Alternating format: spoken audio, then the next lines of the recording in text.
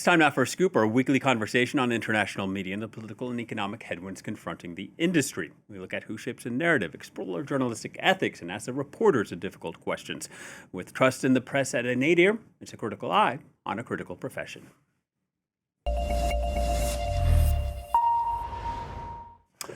Well, from Edward R. Murrow to Walter Cronkite, CBS News has often employed the biggest names in American journalism. This week, the network paid tribute to Scott Pelley, a former anchor of the program and longtime 60 Minutes correspondent. When the planes hit almost 25 years ago, Scott Pelley was among the first reporters down there, and he didn't leave for days. He covered the wars that followed in Iraq and Afghanistan, not from the studio, but from the field.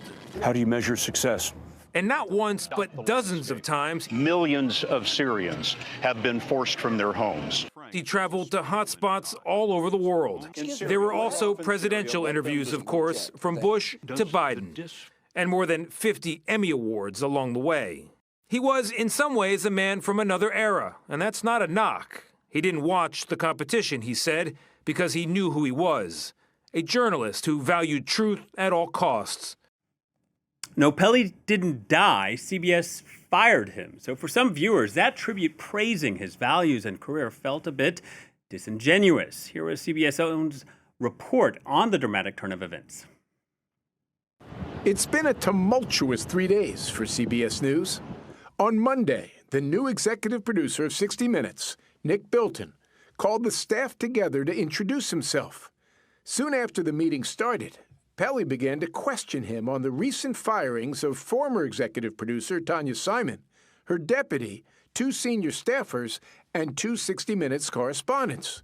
60 Minutes staffers who were at the meeting say the exchange quickly grew tense. Pelley questioned the qualifications of Bilton to lead the news magazine, saying Bilton would never be welcome there, and said Weiss was, quote, murdering the show. Last night, after the meeting with executives, Bilton sent Pelley a termination letter.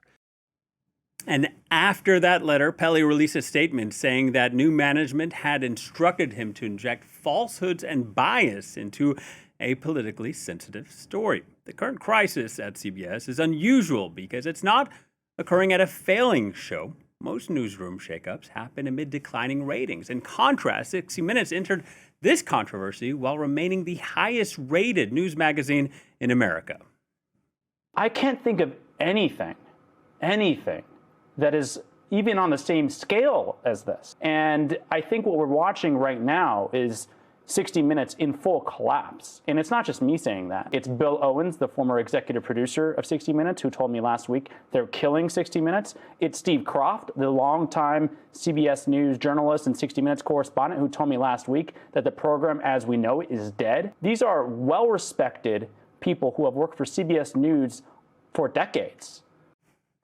And remember, CBS declined to renew The Late Show with Stephen Colbert, which after 11 seasons aired its final episode last month. The comedian was a fierce critic of Donald Trump, and some say the decision to axe his show was due to political pressure. Some wonder if interference was behind the decision to shake up the newsroom as well. This is not happening at a failing show, but at the most successful one in TV history. 60 Minutes hasn't just been surviving at a difficult time for mainstream media. It's been thriving. CBS says the show has been America's most watched news program for 52 seasons. A crisis raising questions about what's next. Here is CNN. 60 Minutes usually takes a summer break, then it comes back in September. But right now, the show is missing most of its correspondents, either because they quit or they were fired. And now this network is going to be in rebuilding mode in a big way, having to figure out how to keep the program on the air. For more, we can speak to Susie Banikarim, a columnist for Columbia Journalism Review. She's an Emmy-winning journalist and, in her own words, a recovering media executive. Susie, thank you for speaking to Scoop. I mean, the first question really is, if 60 Minutes is still getting 9 million views, it's the most watched news program in America, what's the strategy here? Why the shakeup? What problem is management trying to solve? Well, I mean, I think I can't tell you exactly what's going on in Barry Weiss, who now runs CBS News' head.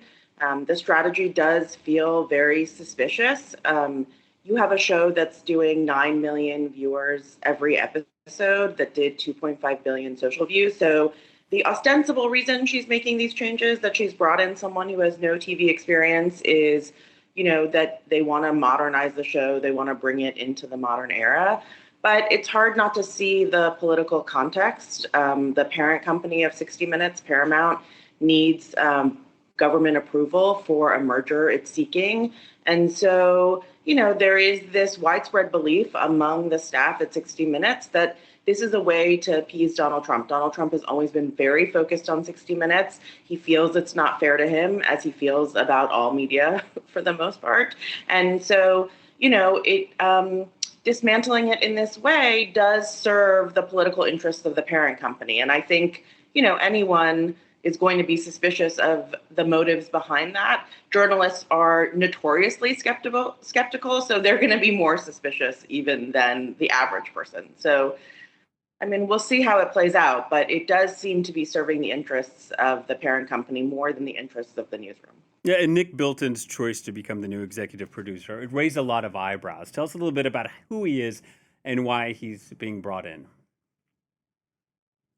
Yeah, Nick Bilton is just a very strange choice for this job. He has no television broadcast experience. He has no management experience. And, not running a show like this is not, this is not 4 or 5 people. This is a massive operation with a multi-million-dollar budget. So bringing in someone who's never had to do those things, aside from the journalistic challenges, is a big management challenge. It's a leadership challenge.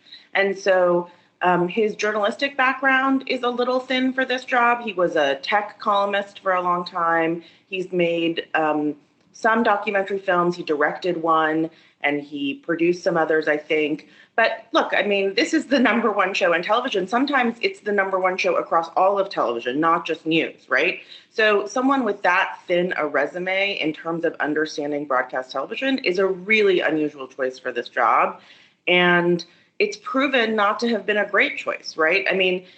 It's early days. He can still recover, but his first few moves have not been great moves, right? He fired Scott Pelley in this really peevish note that he made public.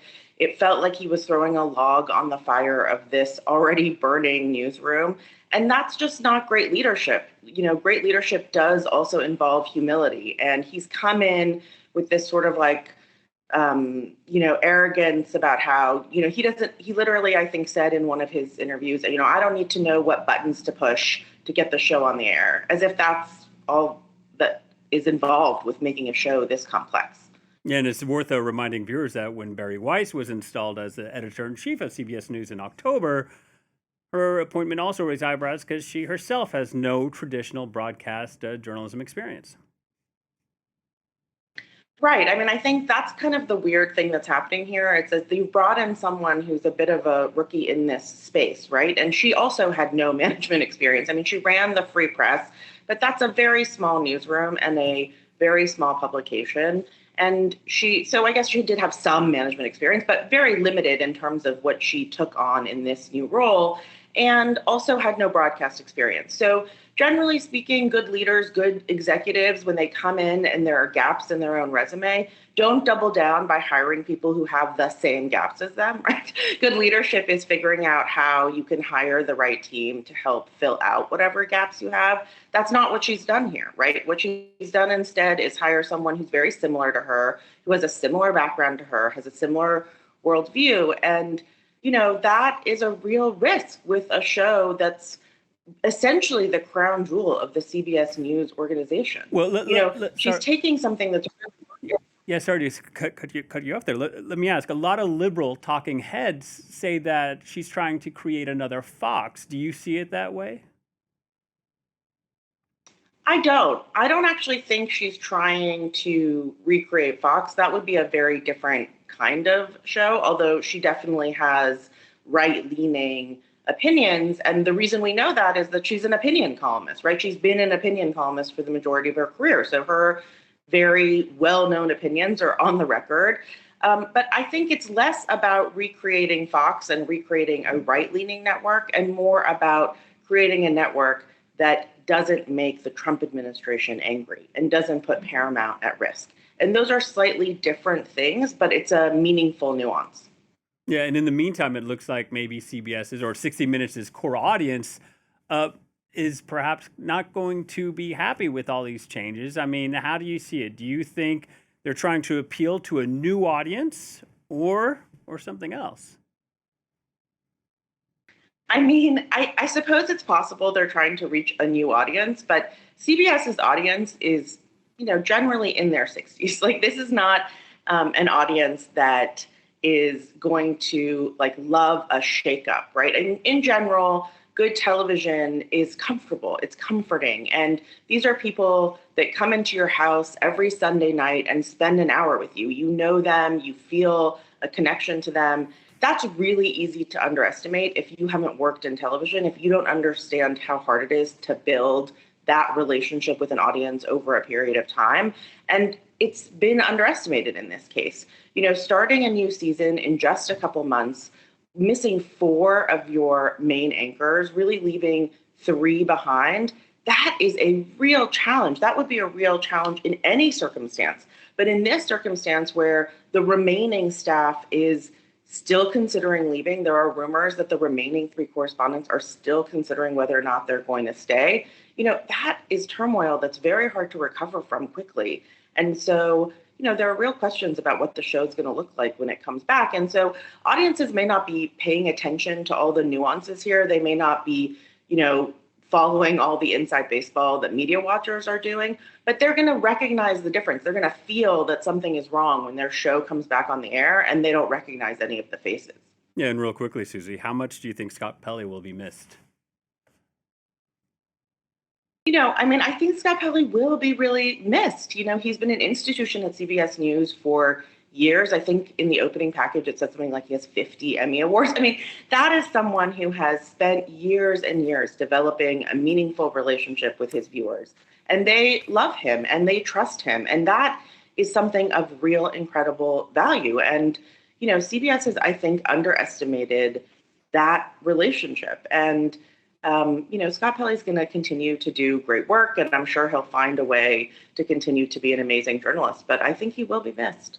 Susie, thank you so much for your time. Susie Banikarim, a columnist for the Columbia Journalism Review.